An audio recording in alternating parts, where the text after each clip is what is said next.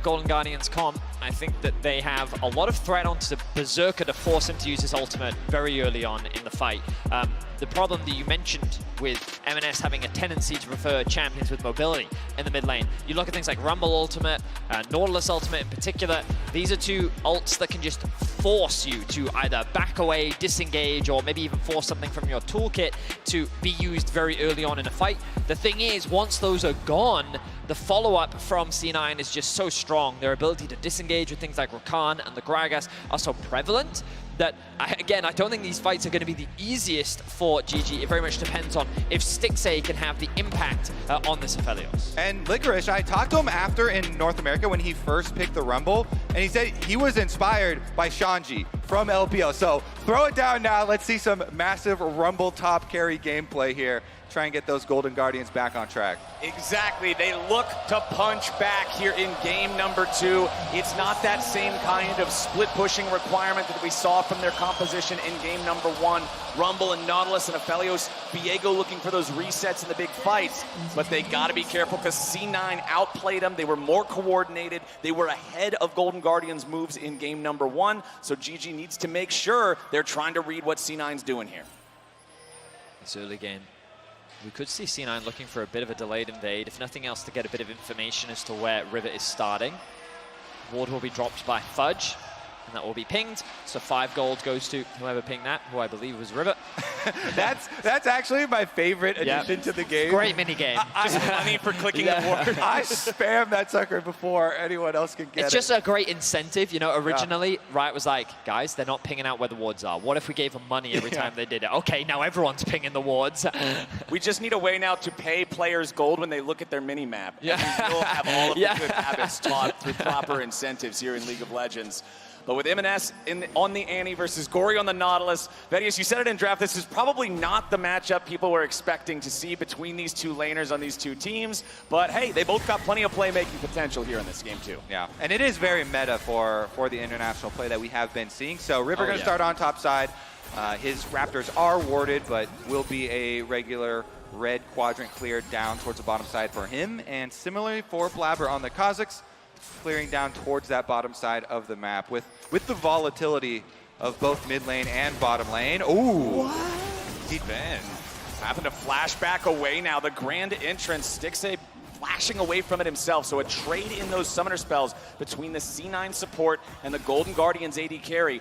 Golden Guardians, though, has to have it fresh in their minds what happened early on in the previous game and make sure they're not putting themselves in a spot where they can be punished by a Cloud9 roam. I really don't think he needed to flash that. I felt like that he was already in a good, like, the way that he was walking, he could have sidestepped to the left. I appreciate that he was worried about the Zai, but Zai at level 1, without the pullback of the feathers, if it was level 2, I would understand, but perhaps feeling the pressure a little bit. Regardless, he does walk away with his life. Overall, they do have a health advantage in the 2 versus 2, and the Viego is pathing towards bot along with Blabber. The heal gets used there by Huhi. Ooh, nice little bit of damage coming out. Finds Berserker, takes him down to 200 HP. Still has some potions, so should be able to regen most of that. Both junglers on their second buffs here on the bottom half of the Rift. Yeah, very health positive trade there for Huhi. They get the heal, plus they use the movement speed for an extended trade, and they've got Cloud9 completely dry now under their own tower with both junglers headed to the bottom side of the map, so it makes it very easy for River to come mirror here, and Cloud9 won't be getting any reprieve soon. His junglers just match. Alrighty. On the mid laners as well. I thought that M&S would look for a bit of a roam because he did have that early push, decided against it. Jungler will be spotted out, River on that ward. Whoa, hang on. Fudge getting dove. Licorice going in for the solo kill. The first blood for the Golden Guardians top laner. Yes, he will end up giving one back because of the turret, but the wave is crashed, so little extra going Licorice's way. That's the Licorice we've come to know and love. Another solo kill under his belt. Gets it done under the tower, and it's so worth it, even though he dies with the turret shot at the end. The minion wave at the tower. Fudge does teleport right back to the tower, but Licorice still up and returns to the bouncing wave. can see C9 wanting to set up here for the gank from Blabber. They knew that 6A had already flashed earlier, but Berserker is down to 100 HP. One more auto attack would take him out. Berserker has to retreat now, so Sven and Blabber need to do the same. Golden Guardians doing a very nice job here, fighting off the 2 versus 3 and winning the exchange. Massive advantages here for the Golden Guardians bottom lane. They're drawing so much pressure, getting vision of Blabber, stopping his recall there, allowing what you see on your minimap. River taking the counter jungling into his own hands, pulls away the Gromp here. This is a very rare sight for North American fans to see Blabber down in CS. And it's because Golden Guardians bottom lane drawing so much pressure. I mean, you look across the board, advantages being gained in top lane. Fudge lost a lot of farm off of getting solo killed underneath this tower. In the mid lane, relatively even, a back and forth as you would expect. But the bot lane advantage is being gained for 6A and Huhi, massive, especially without any jungle intervention. We talked about how we needed to see this bot lane in particular step up with their positioning mistakes from game 1. So far in the 2v2, they are looking flawless, and this is not how you want your Zyra Khan lane to go. Yeah, the bottom lane for sure for Golden Guardians. Massive step up, even full standing jump there. Licorice, meanwhile, under the tower, follows through with the flash, gets the kill. Beautiful stuff from him. That is my favorite death animation in the game. Every time it happens, it's just so silly. The observers agree. It reminds me of, like, Rumble. you know, in some games when you die, you just go into like that weird floppy state. You Yeah, know, the ragdoll. The ragdoll, that's the word. Yeah. Well, Rumble might have given us a good physics simulator there, but it was Fudge who was on the receiving end of that dive, and Licorice is loving this. Looking better already than the Fiora that we saw in game number 1. You can see on the left side of your screen here, it's Gory leading the way in terms of EXP and level overall, but all 4 of our solo laners do have the ultimates currently available. River and Blabber making their way towards it, but Blabber being behind in that farm, like you pointed out, Kobe, means that he's also behind River in terms of EXP, and River is now hit level 6 first. We'll see if Golden Guardians can get anything from that, as M&S finds Gory with the Tibbers here, just immediately dropping that on him, forcing the Nautilus to retreat. Ooh, Alcove Gaming. Blabber has put himself in a pretty good position, but River is here to cover, and he is level 6. Will throw out the Shroud to make his presence known. And the base will come through from Blabber, so I don't expect any skirmishing to happen. Berserker and Sven just going to disengage. Yep. And both junglers just kind of making sure that both bot lanes are covered. This does give a window, though, for River to start off the Dragon if he wants to. They know that they have a big wave pushing in bot. Gory also able to gain access into the river. Means they have the numbers advantage, and there should be an easy objective secure for Golden Guardians. And that's the advantage of having the level 6 on the jungler first. That harrowing path is truly harrowing when you see it, and you know that he has the Heartbreaker, and you don't have the ultimate to be able to fight back just yet. So Golden Guardians, they rotate the bottom lane duo up just to get this started, help River out a little bit, and then they know that he's going to be safe, so they walk back down into bottom. He takes a little bit of damage, but nothing too serious. And so the first Drake of the game, Infernal Drake, claims 17 minutes in for the Golden Guardians. So much control on bottom side with Golden Guardians playing off their control ward through the river, and then even having the half roam down from Nautilus, Huhi harassing them on the way out. This is such a massive, massive bottom difference here. Stopping the recalls, Huhi being as annoying as possible, and this is during red-white guns for Stixxay. So good. He's just mining gold off these turrets. They're so worried about the threat, and I will say, Red side's ability to attack bot lane has just been so prevalent throughout this entire tournament. And in game 1, we were talking so much about how, I think Stixxay's fine here, we were talking so much about how M&S gained that window to move into the bot river. Gory's been doing the exact same thing this time around. The second he's able to clear out a wave, he moves into Fog of War, and Berserker and Sven have to respect it. They are 20 CS down. They are 700 gold behind. Golden Guardians, just through laning, have built up, what is that, a nearly 2k gold lead? This is something that I think coming into this series I was definitely not expecting. And it's so surprising to see that red side advantage around pressuring bottom like you're talking about, because historically, whenever there's been one big advantage for one side of the map, it's almost always been blue side, right? You look at win rates and things like that, and the blue advantage has been very real, very prevalent throughout the history of League of Legends. But with the current state of 80 carry meta and just how effective it is to get your guy rolling and set theirs behind, red side having that extra ability to dive and pressure early on can go a long way. The Golden Guardians also securing the first Rift Herald here, just not even a minute after it spawns, 2 for 2 on the early neutral objective. So I'd love to see River now path to his bot side camps, clear those out. We know that for Golden Guardians, that wave is going to start slow stacking, and on that big stack, I want to see them threaten the dive, use the Herald to at the very least secure the tower, and they can then set themselves up for the next Drake. They need to keep this momentum going with the Herald that they've gotten themselves. And first step in that is trying to get those wards replenished. Ooh, Blabber.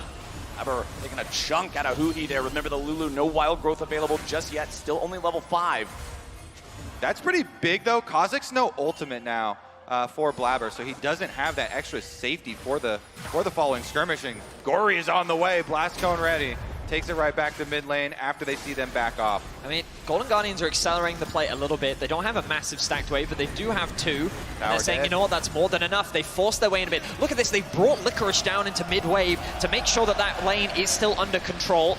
And this gives them the window to drag Gory down as well. Stixxay secures the tower, now they go for the fight. Gory jumps in, finds Sven.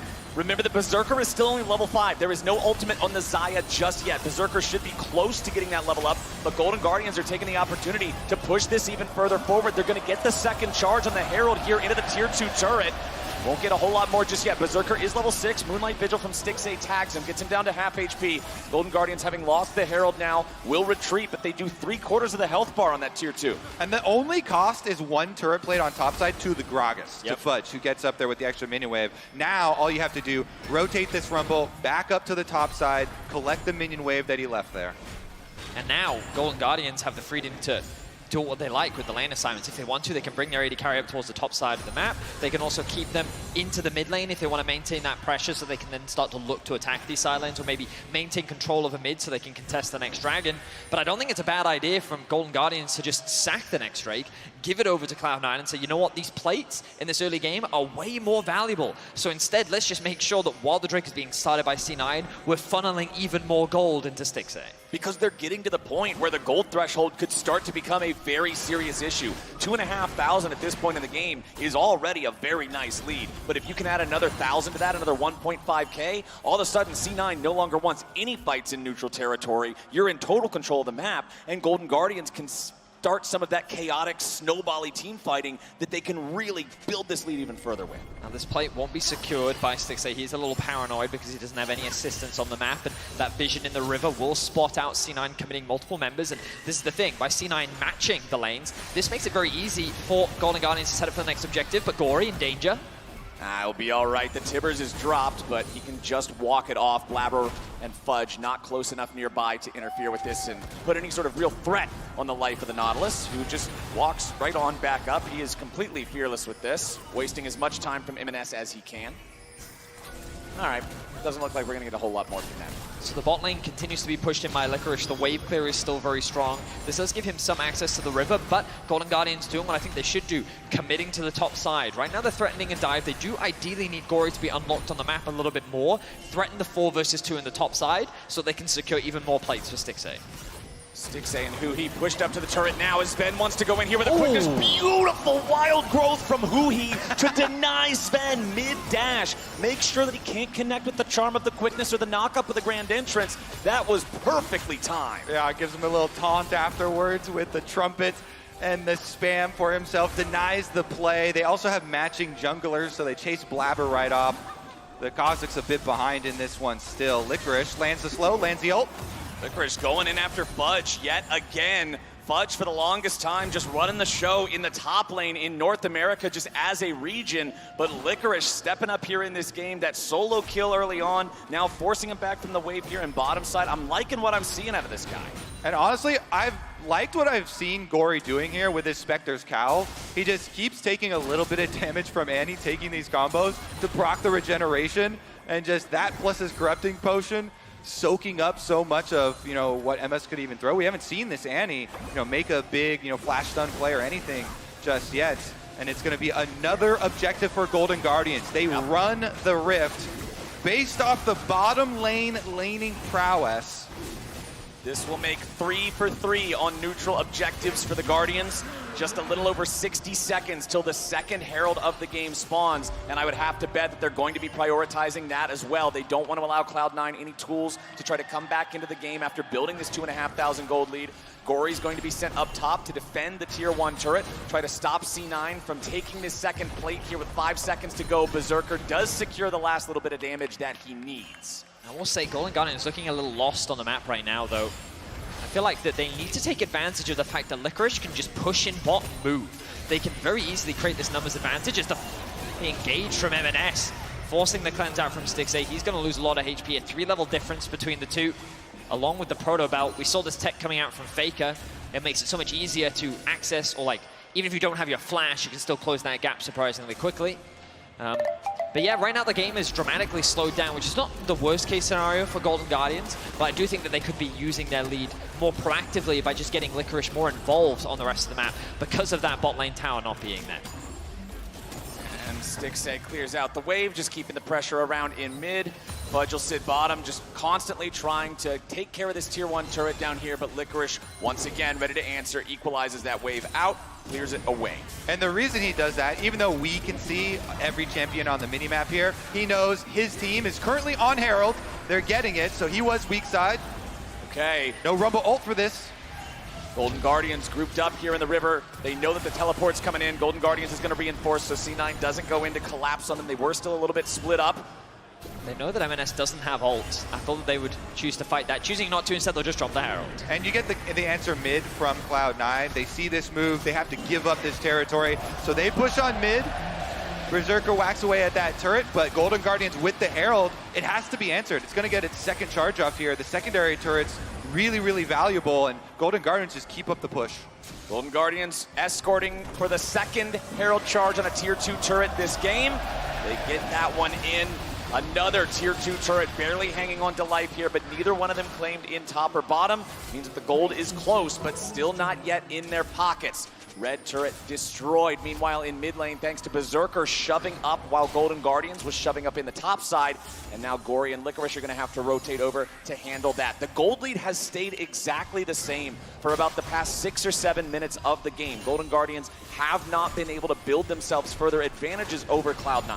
But they do keep sacking their dragons and moving up a little bit more territory here, so still keeping up on that pace. My concern for Golden Guardians is we have seen them in the mid game have this tendency to get picked apart. Even in the last game, when they started to fall behind, they were kind of repeatedly getting caught out of position. And so their objective setup is the most important thing that they have to be very cautious of. How they manage their waves, how they're setting up their wards, and ideally making sure that they are first on the objective, because the last thing you want to be doing is face checking the Annie. And like, you only really have Gory to face check with on this composition because of how squishy so many members of the Golden Guardians are. And for Golden Guardians, they've been able to build very good early leads, like pre-8 minutes throughout spring in the LCS, but usually around the time that plates fall is where we start to see them really struggle to get ahead, to build more, or to translate what they've already built into something meaningful and usable. So that's one of the biggest areas for this team to shore up, and we'll see if they can make that happen here in mid. They try to use the Spectral Maw and Equalizer to take out Berserker, but they aren't going to get him instead. The counterattack from C9 looking for River gets them nothing but a death.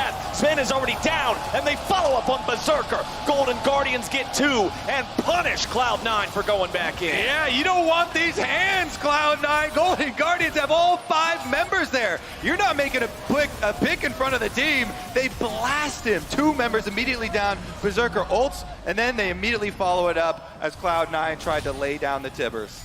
5-finger death punch there from Golden Guardians as C9 with an ambitious re-engage. Does open up. You can say that. Yeah. They thought I'd be kind. The dragon spawns in 40 seconds, and with these waves pushed in, a quick reset will come out from Golden Guardians. Licorice ideally wants to get back, knows he doesn't have the TP, which means that C9 have a window here where they could create a numbers advantage, but the problem is, with Blabber on the top side of the map and no ultimates available for C9, I think they're just going to likely concede this objective and look for a cross map. That seems to be the play, but Huhi is coming to reinforce Licorice. They're also going to bring in a teleport here, and with the Lulu coming in to try to save him, they cannot secure the kill onto the Rumble. C9 have failed to get the kill they came for, as Gory's TP means the reinforcements are coming. River's already in the river, and Blabber's not going to be there for long. That man's going into the dirt, and Stixay's got the shovel. Golden Guardians come out on top again, and Cloud9 is falling to pieces. Oh, where are you going, Cloud9? That is Golden Guardians territory. They've got the extra members rotating up first. So even though they get a couple of big chunks onto Licorice, force the flash, Huhi gets chunked out by the Cosmics as well, they got to run for their lives. Golden Guardians chase them down. Now it's about the rotation back to the bottom side for this Dragon. Teleport used here to try and get this tower for sure, preemptively for Cloud9. I'm pretty sure the logic there was, hey, I've just interrupted Licorice's base. He doesn't have TP. They're going to go to Dragon. Let's get a kill and a tower, right? They were not expecting Golden Guardians saying, we're sending 5 members top. We have to protect our top laner. And I think it caught Cloud9 completely unawares. While they will secure themselves a tower, this third Dragon of the game going to Golden Guardians, I feel like the Golden Guardians this game reading C9 very well. And I think it's a very good, yeah, exactly, a very good call from Golden Guardians to send Huhi, say, hey, we don't have to give anything right now. We control this whole map. We should not be trading. As Gory walks by the death rush. Uh-oh. Sven and MNS. Blabber coming in to reinforce with a 3-man play. Gory is surely dead here. Won't take a whole lot more time to kill him off. They just got to decide where they want the gold to go, and they want to put it on to Kha'Zix. So Blabber getting the second kill of the game here for Cloud9. Vods will escape the counterplay in the top side, but it is sole point for Golden Guardians now. Cloud9 will be tasked with answering every Drake hereafter, but the gold gap has closed down to just 1,000. And these are the picks that we were talking about. You know, I'll give Gory that one. To his credit, when you kind of look at the minimap, you'll notice that there is a lot of vision still invested on their side of the map, and it's reasonable for him to believe that, you know what, if they would have come into this brush, I would have spotted them out. Unfortunately for him, he wasn't able to, which means that C9 securing that pick back will at least get a little bit of gold into their back pocket, along with securing the top tower. Only a 1.5k is the gold difference, but still, you look at Stixay, you look at his itemization, this Aphelios continues to get stronger, and unless C9 can remove him from the fight, it's going to be an uphill battle for C9. Yeah, I mean, the whole story so far for Golden Guardians has been one of bottom lane dominance, which is why they're on such an early timer for this Dragon Soul. The Dragon Soul is still 3.5 minutes away, as Berserker loses half HP to the equalizer. But we've got Stixay now potentially in some trouble. Has to flash over the wall to get away from Blabber, as C9 has invaded the topside jungle of the Golden Guardians and forced out a critical summoner spell from Stixay. Yeah, almost instantly cursed there. He does flash to the other side of the Gragas ultimate. River actually poking around. And remember, Stixay's in base. Stixay's in base, and there is no Rumble ulti. Gory's just walked up all alone. The Nautilus picked off for free, and this is the Golden Guardians struggling to hold on to their lead as Cloud9 starts to fight their way back. They could just force the Baron here if they want to. They know they have the numbers advantage. 25 seconds left on Gory. Golden Guardians, that pick may have done more damage than you thought. Yes. MNS looking for a chance to try to jump the wall and get these guys. He has the flash available here on the Annie. Stixay coming in last. They want to go after the Aphelios. MNS drops the ulti, and Sven goes over the wall with a knock-up onto 2 as River tries to disengage with a Heartbreaker, and Berserker goes forward and the feathers fly. Golden Guardians are in full retreat as the Baron is down to 2,000 HP. Golden Guardians have thrown, and Cloud9's in the driver's seat. It starts with a pick on the Aphelios in the red quadrant of their own jungle. Cloud9 blow a summoner spell, and they turn it into a Baron. Golden Guardian sticking around way too long, and Cloud9 back at it. This mid-game positioning, this awareness, C9, just as we were saying, Golden Guardians have done a great job of reading C9. C9 know their domestic brothers extremely well. The way in which they set up that topside vision, just waiting for that single misstep, and the fact that they were able to balloon it into a pick, into a Baron. Great execution from C9. And now all of a sudden, this game is a lot closer. At top jungle is a dangerous part of town, okay? Oh, yeah. You better walk in groups from now on. Well, Golden Guardians are going to have to group up and stabilize after the past couple of minutes of gameplay here. They try to go after Fudge, who uses the ulti to disengage, flashes past them so he can use the body slam to further get some distance, but it's not far enough. Stixxay goes on a killing spree, and the Golden Guardians have 5v4 for the next 40 seconds. However, the Drake is still over a minute away from spawning. Yeah, they are going to continue pushing the side lanes, though. They're buying time for Berserker. The Xayah, they want to funnel some extra money into him with the Baron buff. He's working away on the tower. Solo tower gold for the Xayah. What was great from Fudge there was the fact that he could still clear out the wave. There was no way for Golden Guardians to trade that mid tier 2 for the bot tier 2. So C9 made the smart choice, they committed to securing that bot tower, and they continue to get gold into Berserker. This is the problem with those kind of brute force plays where you're focusing all of your numbers into one lane, because even though you do get a pick off your opponents, especially with the Baron buff, they're pushing the other two side lanes, and so top and bottom pushed from Cloud9 there. Oh, look at this collapse from Cloud9. It's two teleports, both coming in. C9 trying to pinch Golden Guardians all into the same spot. Who he's going to be targeted, but it's also a lot of damage down onto Stixxay. He's killed off first as Fudge takes it. They're going to find 2. They're going to find 3. It's a double kill over to the big man from top lane. Cloud9 just killed Golden Guardians before the Dragon Soul, before their very eyes. A massive collapse from Cloud9 from every single angle, funnels Golden Guardians into the pit of death. They take 3 kills, they'll take the dragon, they'll take the tower. Cloud9 are taking everything from the Guardians. Golden Guardians can do nothing but give at this point in the game. Cloud9, the pick in the jungle and the Aphelios flash into the Baron, into the collapse in mid lane.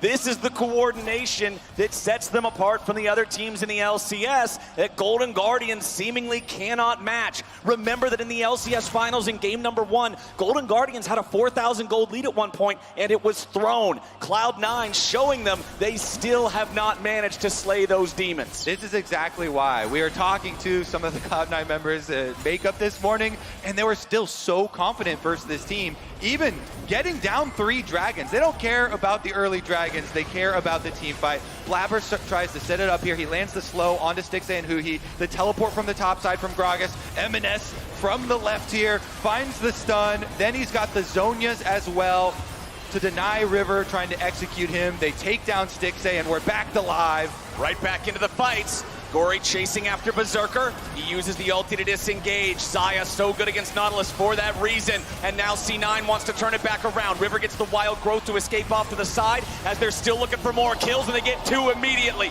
Blabber's on a rampage, and C9's on a warpath. Blabber wants more as he's separated from his carries, and Licorice and Stixxay try to walk it off. Fudge trying to catch up to these guys.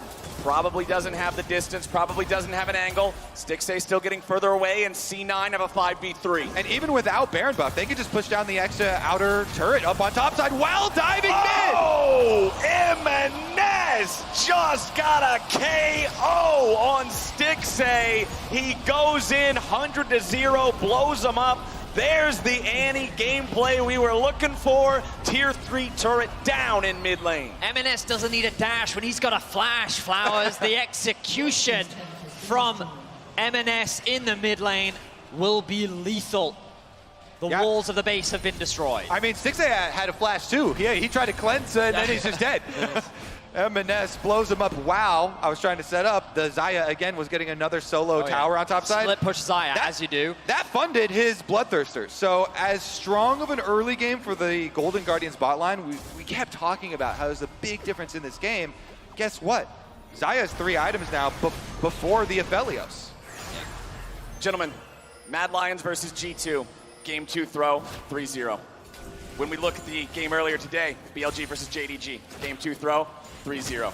Now, in game 2 of C9 versus Golden Guardians. Golden Guardians have executed a game 2 throw, and it's looking like it's all over, but the Nexus, C9, is on the road to winning this series very swiftly, and Golden Guardians have completely lost all momentum. I would say the wheels fell off the car, but the damn thing exploded.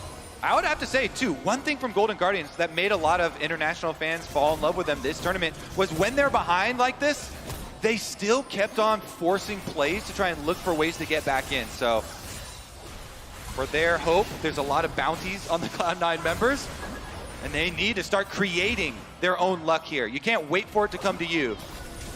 Fudge has forced the top lane wave into the tier 3 turret. Remember, no inhibitors are down yet inside the base of the Golden Guardians. Baron is also up right now. Golden Guardians are trying to get some room back into their own jungle to try to fight, reclaim some of this territory. You can see M&S drop the Tibbers, but it missed. No target there, unfortunately, for C9, but it doesn't really matter. All he was doing was buying time. The Baron is taken, secured no contest, and now C9 are ready to push once more. They'll grab that wave in mid. They won't allow it to push up any further, and they're back into moving this game straight into the Golden Guardians base. I honestly feel like this relationship is like a younger brother, older brother relationship, you know? Cloud9 realized, you know what? It's just the Golden Guardians. They slap him down. Stixxay, he cleanses. He tries to Gale Force to get out of range, but M&S finishes him off. Oh my, I never realized that is how terrifying. big that Tibber's arms are. Yeah. Like that. He's jacked, Yeah, man. that is, wow. Very kind face, very angry arms. Yeah. That are on fire as well. Pretty tough stuff. But C9 are pushing down mid lane right now. Golden Guardians are in the river. They're saying, hey guys, we got control over the river. We're going to take the Drake Soul. C9 are just marching down mid, forcing the Guardians to come answer them. And now Fudge leads the charge. Blabber's here on the flank. Fudge going over the wall, finds River. Sven with the knockup, but it's buffered through. The Heartbreaker used by River there to disengage, get back to the safety of his team. Golden Guardians still grouped up. Stixxay is in the Wraith Pit. You've got to make sure you don't lose him. Somehow Golden Guardians have gotten the wave pushed in mid. They'll secure the tier 2. Can they get out with their lives? That is the question, because M&S is coming around and he's already found the enemy support. Who he's down, and now they're going to follow up with more. Stixxay is dead, and Cloud9's looking to add more to the body count. Double kill to M&S, and Fudge picks up a double himself. Licorice is the last man standing, and Blabber's just going to annoy the hell out of him as C9 marches down mid. Licorice returns to try to fight the Kazakhs. He gets himself a shutdown, but at what cost? Now Sven knows his job is to just interfere with this rumble. Don't let him back. Gleaming Quill, just enough to keep him annoyed as the remaining players of Cloud9 march under the Nexus turrets. It's only a Lulu trying to defend, and that Lulu ain't gonna do a thing. Berserker goes forward, the Nexus goes low, and Cloud9 goes to match point. They'll take down the Golden Guardians back to back.